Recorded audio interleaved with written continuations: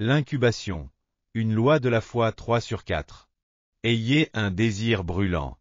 Deuxièmement, si vous avez une vision vivante, vous devriez également avoir un désir brûlant de voir se réaliser vos objectifs. De nombreuses personnes prient au hasard. Dieu exauce ma prière. Puis elles sortent de l'église et oublient tout ce qu'elles ont demandé l'instant d'avant.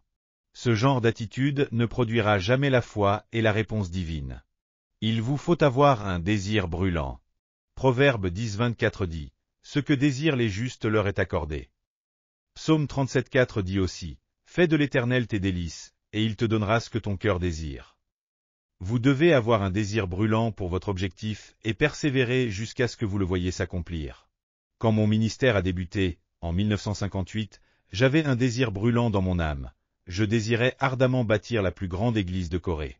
Ce désir brûlait tellement en moi que je vivais avec lui, je dormais avec lui et je marchais avec lui. Aujourd'hui, quelques 20 ans plus tard, on dit que mon église est la plus grande du monde. Il faut qu'un désir brûlant habite votre cœur. Si vous ne le possédez pas, attendez et demandez à Dieu de placer son propre désir dans votre cœur. Dieu n'aime pas les tièdes, il ne peut travailler qu'avec ceux qui sont bouillants. Si donc vous possédez un désir brûlant, vous en verrez les fruits. Priez pour avoir de l'assurance. Troisièmement, vous devez posséder la substance ou assurance. Substance correspond au terme grec hypostasis. En français, l'on peut traduire ce terme, titre de propriété, ou document légal. Lorsque vous avez un but précis et que vous possédez dans votre cœur un désir brûlant, il ne vous reste plus qu'à vous agenouiller et prier jusqu'à ce que vous receviez la substance, l'assurance. Alors que je présidais une réunion à Hawaï, une Japonaise est venue me demander combien de temps elle devait prier pour avoir l'assurance. Je lui ai répondu que parfois, il suffit de quelques minutes pour recevoir la paix et l'assurance dans son cœur. Mais, lui ai-je dit, cela peut prendre 2 minutes, 2 heures, 2 mois ou 2 ans. Mais quoi qu'il en soit, il vous faut prier jusqu'à ce que vous receviez cette substance. Les Occidentaux se débattent souvent avec le problème d'emploi du temps. Il faut toujours se presser, se presser, se presser. Ils en arrivent très vite à ne plus avoir de temps à passer avec leurs amis ou leur propre famille, ou encore pour rester dans la présence du Seigneur. Tout doit être instantané, le petit déjeuner, les dîners précuits, la restauration rapide, tout doit être prêt en 5 minutes. Quand ils vont à l'église, ils prient, « Ô Dieu, réponds-moi. Je n'ai pas le temps, 5 minutes en tout, et si tu ne me réponds pas tout de suite, laisse tomber. » Ce n'est plus la peine. Ils ne restent pas dans la présence du Seigneur. Les Américains ont tendance à transformer les églises en centres de divertissement. En Corée, nous nous sommes débarrassés de cela. Nos annonces sont d'ordinaire très courtes, et la place principale est réservée à la parole de Dieu. Après la prédication, nous avons 2 ou 3 chants, puis la réunion se termine. C'est toujours la parole de Dieu qui tient la vedette. J'ai été invité, un soir, à prêcher dans une église de l'Alabama, aux États-Unis. La réunion commençait à 7 heures, les annonces et la partie musicale ont duré près de 2 heures. Je me suis pratiquement endormi, à rester assis à ma place. Les gens semblaient se fatiguer, eux aussi. Le pasteur est enfin venu vers moi pour me dire, « Chaud, essayez de ne pas parler plus de 10 minutes, s'il vous plaît. Nous avons un programme excellent à la télévision. Ce soir, je voudrais que vous ne prêchiez que 10 minutes. » J'étais venu de Corée, sur son invitation, pour ne parler que 10 minutes. Il est impossible, dans une telle église, de recevoir la pleine bénédiction du Seigneur.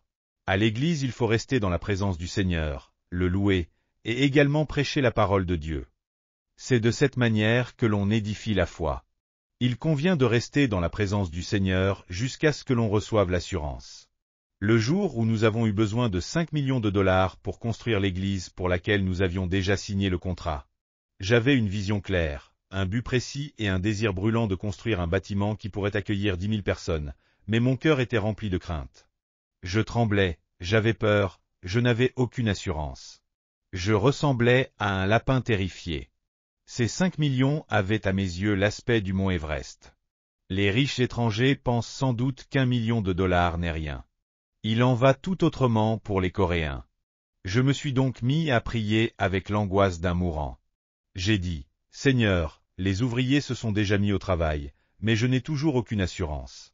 Je ne sais absolument pas où je vais trouver cet argent. » J'ai commencé à ressentir les douleurs de l'enfantement. Un mois est passé, et je n'avais toujours ni paie ni assurance. Un second mois s'est écoulé, et je passais une partie de mes nuits à prier. Je sortais du lit, me traînais jusqu'à un coin de la chambre et répandais mon cœur devant Dieu, avec larmes et sanglots. Ma femme pensait que je perdais la tête, mais j'étais mentalement aveugle. Je restais debout, sans même penser à quoi que ce soit, et je m'inquiétais pour ces 5 millions de dollars. Après avoir prié sans cesse pendant près de 3 mois, un beau matin, ma femme m'appela. « Chérie, le petit déjeuner est prêt. » Je suis sorti de mon bureau, et m'apprêtais à m'asseoir à table, lorsque soudain, les cieux se sont ouverts, et le Seigneur a répandu dans mon âme ses merveilleuses bénédictions. C'est ainsi que ce titre de propriété, la substance et l'assurance, a été donné à mon cœur. Je me suis élancé et j'ai commencé à crier. Je l'ai. Je l'ai. Je l'ai. Ma femme est sortie de la cuisine et j'ai pu voir que son visage était très pâle. Elle avait peur et me prenant par la main, elle m'a dit, « Chérie, mais qu'est-ce qui t'arrive? Tu vas bien, oui? Assieds-toi un instant. » Je l'ai, lui ai-je répondu. Mais qu'as-tu donc? J'ai mes 5 millions, lui ai-je dit, l'air sûr de moi. Alors, elle m'a répondu, « Mais tu es vraiment fou, maintenant. Complètement fou. » Mais chérie, ces 5 millions, je les ai, ici, dans mon cœur. Ils sont en train de pousser. Oui, ils poussent. Ces 5 millions étaient devenus comme un petit galet, dans la paume de ma main. J'ai prié avec assurance. Ma foi s'activa et je saisis ces 5 millions de dollars. Ils m'appartenaient. J'avais la substance, et quand vous avez la substance, le titre de propriété, le document légal, que vous voyez ces choses ou non, elles doivent à tout prix venir, parce que, légalement, elles vous appartiennent. C'est pourquoi vous devez prier jusqu'à ce que vous possédiez cette assurance. J'ai prié pendant la première partie de cette année, et Dieu m'a donné l'assurance que mon Église atteindrait bientôt les 50 000 membres. Je les ai alors revendiqués, et dans mon cœur, je les ai vus. Ces membres sont en moi, ils poussent, et si la vision prend forme en moi, le même phénomène se passera à l'extérieur. Voici le secret. Priez jusqu'à ce que vous possédiez la substance, l'assurance. Alléluia! Avez-vous reçu beaucoup de grâce à travers ce livre? Je vous bénis de tout mon cœur au nom du Seigneur pour que vous soyez de plus en plus armés de la parole de Dieu et remplis du Saint-Esprit, afin que vous meniez une vie victorieuse dans ce monde. Si vous avez aimé cette vidéo, n'oubliez pas de vous abonner à la chaîne, d'activer les notifications. Cela nous aide beaucoup à préparer plus de vidéos remplies de grâce. Nous nous retrouverons avec joie dans la prochaine vidéo. Que Dieu vous bénisse grandement.